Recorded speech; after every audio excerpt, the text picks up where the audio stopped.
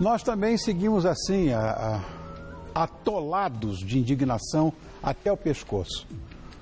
Como se não bastasse tantos os problemas em que se afunda o Brasil, a onda de lama de rejeitos minerais, que se formou após o rompimento de 2 barragens na cidade mineira de Mariana, no último dia 5 de novembro, chegou no sábado ao litoral do Espírito Santo. Olha que barbaridade isso aí. Meu Deus do céu. Agora, a Vale, que é a controladora da Samarco, ao lado da mineradora anglo-australiana BHP Billiton, já perdeu quase 15 bilhões de reais em valor de mercado, desde o rompimento da barragem. Mas o prejuízo vem numa onda muito maior do que essa. Porque além de fauna e flora destruídas, as pessoas que sobreviveram perderam o pouco que tinham. E esse se tornou, sem dúvida, o maior desastre ambiental do nosso berço esplêndido, bonito por natureza. Enfim, o homem, munido de sua ganância e ignorância, claro, muito contribui para que a natureza ao seu redor seja gradativamente destruída. É o desmatamento desenfreado, é a poluição das águas, é a extinção de espécies, é a emissão de gases. A nossa camada de ozônio também está cada vez mais prejudicada, ou seria a nossa pele. Então a mãe natureza reclama. E os primeiros a sentir tudo isso certamente seremos nós. Felizmente, há muita gente capacitada nadando contra essa maré. Que é uma maré desrespeitosa ao nosso ambiente. E para esclarecer alguns pontos fundamentais sobre ele, eu recebo agora esta bonitinha que tem, presta atenção, mestrado, doutorado e livre docência pela Faculdade de Direito da USP. Ela é autora de livros na área ambiental e vice-presidente para a região sudeste do Instituto O Direito por um Planeta Verde. É a secretária do Meio Ambiente, Patrícia Iglesias. Oi, Patrícia. Meu Deus, Patrícia, eu vou dizer uma coisa para você, você não vai acreditar. Como é linda, meu Deus do céu.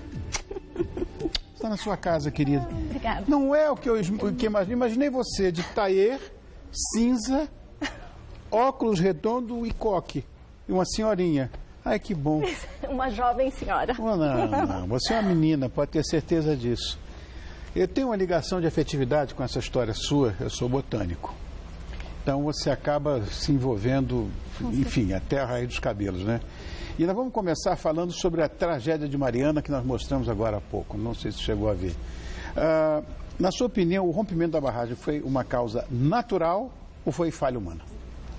Olha, os desastres, eles podem ser classificados como naturais e antropogênicos, né? Então, todos os desastres que envolvem uma atuação humana não são considerados desastres naturais. Claro. É claro que os naturais, climatológicos, de escorregamento, né? Nós já tivemos vários no Rio de Janeiro. Não dá para dizer que é um desastre natural nesse caso, né? Claro que não, meu Deus do céu, olha que devastação. Mas, enfim, existe toda uma questão de preparação que talvez nesse caso tenha ficado um pouco a desejar, né? Hoje foi publicada uma história que é absolutamente surreal. A mineradora engavetou um plano de alerta. Ou seja, botou dentro da gaveta porque me parece que o custo seria muito alto. Acredito que este seja muito maior, né? Se esse plano não tivesse sido ignorado, você acha que teria acontecido isso? Olha, até poderia acontecer, mas acredito que as consequências seriam muito menores, né? Muitas vezes o que se ignora, eu acho, em termos de preparação, é que existem riscos pequenos, mas que os efeitos do acidente são muito grandes. Exato. Então, nesse caso, talvez eles calcularam que o risco seria pequeno e, portanto, deixaram de lado essa preparação. Só que agora o efeito é um efeito que torna, a gente fala isso na área do direito, impossível retornar ao status quo ante. Claro. Né? Isso demanda um tempo... Eu não sei se é possível, mesmo com tempo, porque em outros danos ambientais menores, a gente percebe que é muito difícil. Tem questões de microfauna, microflora, isso não se restabelece, acho bem difícil. Bom, O país todo ficou comovido, né? Todos nós ficamos, e muita gente está fazendo a sua parte, tem doação de tudo que você puder imaginar, sabe, né? Água, mantimento para as vítimas dessas cidades que foram afetadas pelo rompimento dessa barragem, né? Mas a população, essa população, você acha que tem alguma expectativa de se reerguer? E se tem, qual é o tempo estimado para que essas coisas voltem ao normal? Eu acho muito difícil estimar tempo nesse caso. Acho que é um acidente, até por tudo que aconteceu pós-acidente, a gente percebe uma falta de planejamento, o que vai totalmente contra a nossa legislação, né? Nós temos uma política nacional de defesa civil que prevê fases anteriores. Então, toda vez que se opera uma atividade desse tipo, você tem toda uma preparação, tem a mitigação, o que vai ser feito, então, para evitar algumas coisas, a resposta, né? São fases desse trabalho. E a resposta foi muito ruim, né? Então, talvez, com algum tipo de preparação, a gente não chegasse a ter todas essas consequências. Daí eu acho muito complicado prever em quanto tempo a gente consegue restabelecer. Eu não me arriscaria. Também não é imprevisível, com toda certeza, né? Como é que a gente pode evitar futuros desastres como esse, na sua visão? Ou aqueles que podem ser, sei lá, esse foi, de certa forma, causado por uma negligência humana. Mas e os naturais? Os naturais, a gente tem hoje uma tendência de maior intensidade dos naturais, por conta da questão das mudanças climáticas, né? Então, o que se fala em termos de prevenção de desastres naturais é que a gente não evita o episódio em si, o evento climático, o evento natural, mas o desastre, o conceito de desastre, ele entra depois, quando a gente vai ter as vítimas, os danos ambientais, todos os danos decorrentes. Então, o que se tenta evitar é esse pós, é reduzir o número de vítimas, né? No caso do estado de São Paulo, a gente tem uma defesa civil super atuante. Até uma curiosidade, o estado de São Paulo recebeu da ONU o título de estado resiliente. É o primeiro estado no mundo a receber esse título, foi no final do ano passado. E isso se deu por quê? Por conta de todo o trabalho que nós temos com a defesa civil, que envolve Secretaria do Meio Ambiente, mas também defesa civil, preparação. Então, por exemplo, naqueles episódios de verão que são comuns no estado de São Paulo, nós temos nos últimos anos uma redução de vítimas.